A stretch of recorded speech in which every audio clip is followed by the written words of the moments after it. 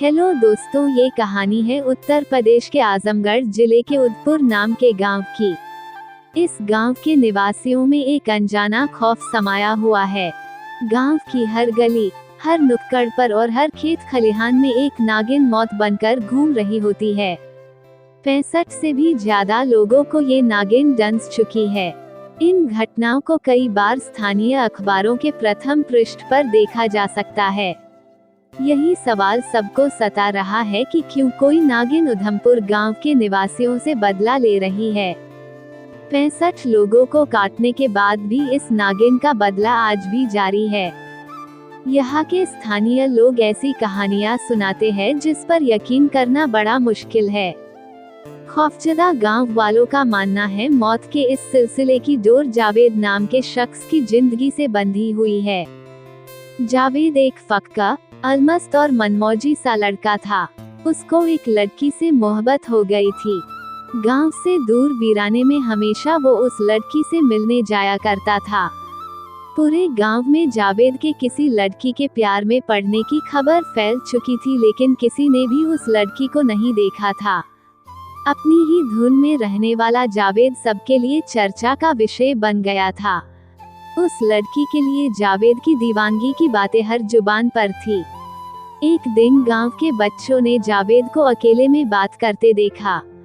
क्या सच में कोई मौजूद था या कोई लड़की उसके साथ थी? और अगर वो साथ थी तो बच्चे उस लड़की को क्यों नहीं देख पा रहे थे? रहस्य गहरा होता गया और सवालों की कतारें लंबी होती चली गई। लेकिन जावेद की प्रेमिका के बारे में किसी को कुछ पता नहीं था। इन सारी बातों के मद्देनजर जावेद के घर वालों ने एक नेक लड़की देख जावेद का निकाह कर दिया। जावेद को यह निकाह कबूल नहीं था, लेकिन घर वालों की जिद के आगे उसकी एक नहीं चली। जावेद ने घुटने टेक दिए और निकाह के लिए राजी हो गया।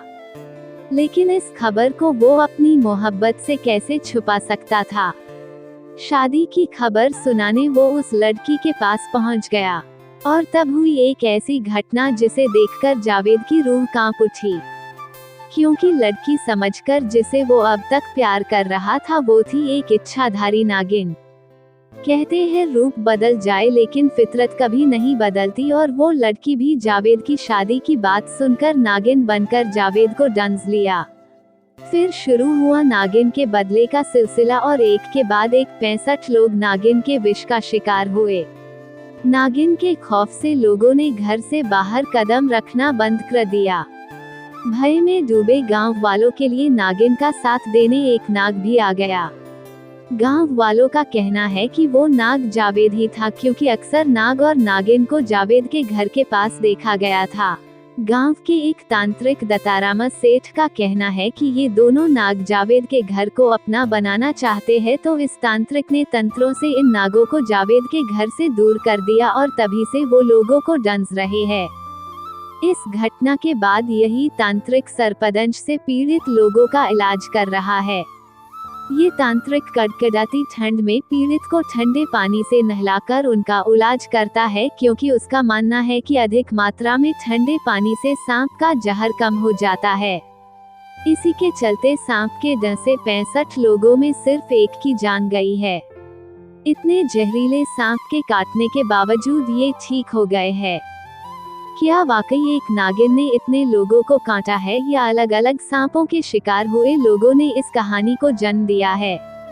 क्या आज के दौर में इन कहानियों पर विश्वास किया जा सकता है कि मरने के बाद नागिन बदला लेने आती है?